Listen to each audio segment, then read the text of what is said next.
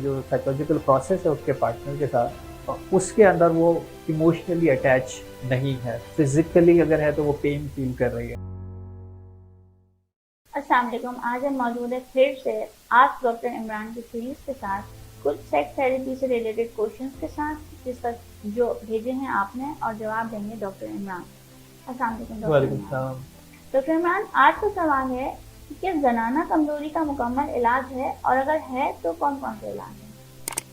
जी बिल्कुल, जिस तरह मर्दाना कमज़ोरी जिनसी ताल्लुक़ के इलाज है, इसी तरह ज़नाना कमज़ोरी का भी इलाज है। तकरीबन जो है वो सिमिलर है, इस तरह से कि जो जिस्म की प्रॉब्लम मर्द को आते हैं, जो वो यूरोलॉजिस्ट आइडेंटिफ़ाई करता है, और उसको आइडेंटिफ़ाई करने के लिए वो यही चेक करता है कि रिप्रोडक्टिव सिस्टम के अंदर जो पार्ट्स प्ले कर रहे हैं उसमें कोई फिज़िकल प्रॉब्लम तो नहीं है, उसमें कोई सर्जरी की वजह से कोई इशू तो नहीं आया है, उसमें कोई स्कार टिश्यूज़ तो नहीं आया जिसकी वजह से ब्लड सप्लाई वहाँ पे जाने से रुक रही है। यही चीज़ जब हम फीमेल के अंदर जाते हैं तो गायनेकोलॉजिस्ट अगेन उसको देखती है कि तो क्या ये पहले किसी डिलीवरी के ऊपर ऐसी कोई कॉम्प्लिकेशंस तो नहीं आ गई थी, उसका हार्मोन सिस्टम जो है वो डिस्टर्ब तो नहीं हो गया था, उसका अगेन जो पेल्विक जो फ्लोर एरिया है उसका, उसके अंदर कोई फिजिकल इश्यूज जो है वो नहीं आ रहे हैं जिसकी वजह से उसको कोई पेन या इस तरह की कोई प्रॉब्लम उस पर आने वाले हैं। वो एक जो बायोलॉजिकल इशू है वो गायनेकोलॉजिस्ट जो है वो देखती है। इसी तरह जैसे मैंने आपको कहा कि हार्मोन्स इशू हो सकता है, अगर थायराइड या और दूसरे जो हार्मोन्स है वो डिस्टर्ब हो गए हैं, डायबिटिक का इशू है वो भी अगेन हार्मोन है, वो अगर डिस्टर्ब हो गया है, ख़वातीन के अंदर एस्ट्रोजन लेवल बहुत लो हो जाता है, उसकी वजह से भी उनकी जिनसी जो है वो प्रॉब्लम्स आते हैं, मूड स्विंग्स होने शुरू हो जाते हैं। फिर एक साइकोलॉजिकल इशू है। साइकोलॉजिकल इशू ये है कि प्योर जो उनकी कुछ अटैचमेंट है इस चीज़ के साथ और उसके अंदर कोई इशू है, यानी जो साइकोलॉजिकल प्रोसेस है उसके पार्टनर के साथ उसके अंदर वो इमोशनली अटैच नहीं है, फिजिकली अगर है तो वो पेन फील कर रही है। अब ये पेन जो है वो साइकोसोमेटिक पेन हो सकता है,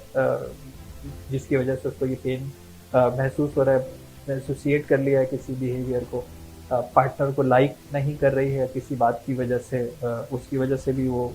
परफॉर्मेंस जो है वो नहीं दे पा रही है, जिसके अंदर उसकी एक्साइटमेंट जो है वो कम हो गई है। हमारे यहाँ ख़वातीन के अंदर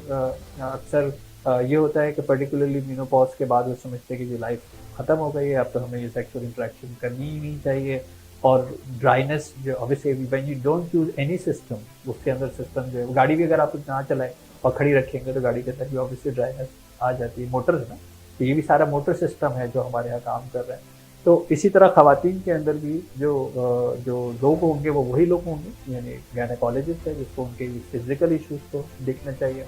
फॉर श्योर उसको किसी इंडोक्रिनोलॉजिस्ट से भी जो है वो मशवरा करना चाहिए कि उसका हार्मोन सिस्टम, क्योंकि ख़वातीन को जल्दी डिस्टर्ब हो जाता है, वो उनको जो है वो चेक करना चाहिए, क्योंकि उनका मेंस्ट्रुएशन साइकिल सिस्टम थोड़े से ही भी स्ट्रेस से ऊपर नीचे हो जाता है, अगर और अगेन उसके साथ पेन भी अटैच्ड है तो उनको उस चीज़ को एड्रेस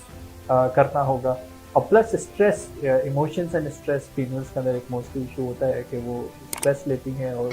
स्ट्रेस की वजह उनकी वो इमोशनल डिटैचमेंट या इमोशनल अपसेट होना, वो चीज़ें उनके आ जाती हैं। और अगर कोई, जैसे मैंने आपको कहा कि मासी के कोई पास्ट एक्सपीरियंस ट्रिगर हो गया है, या जो भी वो एक्टिविटी है उसके साथ उनकी हैप्पीनेस नहीं है, एक्साइटमेंट नहीं है, तो भी ज़ाहिर है वो प्रॉब्लम उसके ऊपर